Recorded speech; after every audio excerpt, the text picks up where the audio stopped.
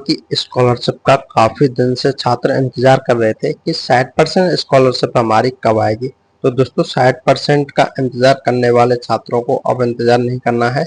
केंद्र सरकार की तरफ से छात्रवृत्ति का जो 60% हिस्सा होता है ना, वो उसका पेमेंट आना शुरू हो चुका है, अकाउंट में डलना भी स्टार्ट हो चुका है।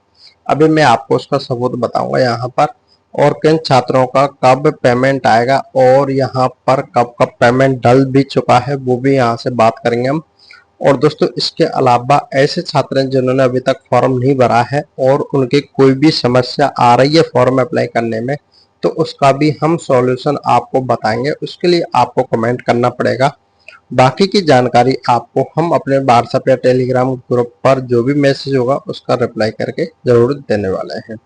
तो दोस्तों सबसे पहले तो हम यहाँ पर देखेंगे कि जो भी पेमेंट यहाँ से आया है वो कितना आया है छात्रों का, और यहाँ से अब आगे छात्रों की छात्रवृत्ति कब आएगी जो 60% वाली है।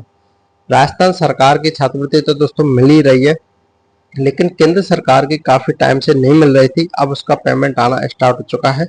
तो यहाँ से देखिएगा दोस्तों, कुछ इस प्रकार से यहाँ से जो पेमेंट होता है, राज्य सरकार का 40% डल जाता है, उसके बाद भी यहाँ से दिखाता है 60% सेंट्रल गवर्नमेंट ऑफ इंडिया का। यानी इस प्रकार से आपका स्टेटस शो होगा। अभी जो आपका पेमेंट आएगा उसका मैसेज आपको डीबीटी का आएगा। तो दोस्तों इसमें काफी समस्या आती है, छात्रों के पेमेंट का पता नहीं रहता है उनको।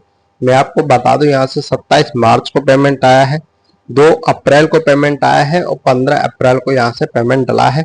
अब आगे भी पेमेंट डलने वाला है, कब डलेंगे वो मैं आपको बताता रहूंगा आगे रेगुलरली, अब मैं आपको बताऊंगा। लेकिन दोस्तों आपसे एक गुजारिश है हमें, यहाँ से क्या है कि दोस्तों कुछ इंपॉर्टेंट चीज की जरूरत ऐसी है जिसके बिना काम करने में इंटरेस्ट नहीं आ रहा है और काम हम अब ज्यादा करना चाहते हैं। तो दोस्तों आपको आपकी हर समस्या का समाधान मिलेगा, लेकिन आप अगर चाहे तो हमें एक सपोर्ट कर सकते हैं। हमें डिजिटल बोर्ड की आवश्यकता है, तो उसके लिए कुछ फंड हमारे पास है, कुछ हम यहाँ से ले रहे हैं। तो अगर आप इतना कर सकते हैं तो प्लीज ये क्यूआर कोड है, आप इस पर जो भी आपको अच्छा लगता है वो यहाँ से पेमेंट कर सकते हैं। दीपक कुमार के नाम से यहाँ पर स्कैनर आपको शो हो जाएगा अकाउंट के लिए। तो दोस्तों यहाँ पर जो भी आप करेंगे वो भाई मुझे व्हाट्सएप ग्रुप ज्वाइन करना, वहां पर एडमिन वाले नंबर पर जाके डायरेक्टली मैसेज करना। कभी भी आपको अगर जरूरत पड़ेगी तो मैं आपकी समस्या का समाधान करूंगा जो भी आपकी स्कॉलरशिप का है। और दोस्तों इसके अलावा फॉर्म भरने में या कोई भी समस्या आती है ना, डायरेक्टली आप मुझे फोन करके पूछ भी सकते हैं। सारी चीज का मैं आपको 100% जरूर सॉल्यूशन बताऊंगा। तो दोस्तों अब मैं बात करूं आपके पेमेंट की, तो दोस्तों पेमेंट तो यहाँ से छात्रों का डल चुका है। जिन जिन छात्रों का डलना बाकी है उनका आगे डलेगा। अब दोस्तों यहाँ से रीजन क्या है सभी का एक साथ क्यों नहीं डल रहा है पैसा, वो मैं आपको बता दूं कि नवंबर तक जिन छात्रों की राज्य सरकार की छात्रवृत्ति आई है उनका डाटा केंद्र सरकार के पास पहुंच चुका है, वहां से उनका पैसा डल चुका है। अब इससे आगे जो पैसा डलेगा ना वो किन छात्रों का डलेगा, अगर आपको जानकारी चाहिए ना दोस्तों तो प्लीज आप अपना जरूर मुझे स्क्रीनशॉट शेयर करना स्कॉलरशिप स्टेटस का।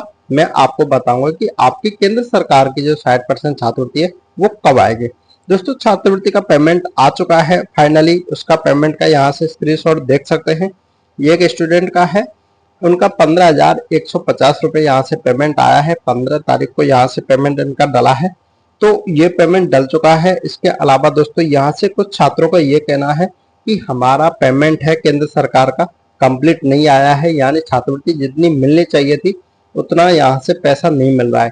दोस्तों कुछ छात्रों के साथ ही ऐसा हुआ है, सभी के साथ नहीं हो रहा। बाकी की छात्रवृत्ति है काफी छात्रों की उतनी ही आई है उनके अकाउंट में, लेकिन कुछ छात्र क्या करते हैं दोस्तों, हॉस्टल फीस उनकी अलग रहती है, कॉलेज फीस अलग रहती है, अन्य खर्च होते हैं उनके अलग रहते हैं, लेकिन वो डाटा है अपनी फीस रसीद में एक ही लिख देते हैं, यानी टोटल फीस रखते हैं, उसको डिवाइड नहीं करते हैं, तो उसका पैसा उसी हिसाब से बनता है। कई बार गलती की वजह से उनका जो अकाउंट में पैसा है कंप्लीटली नहीं आ पाता।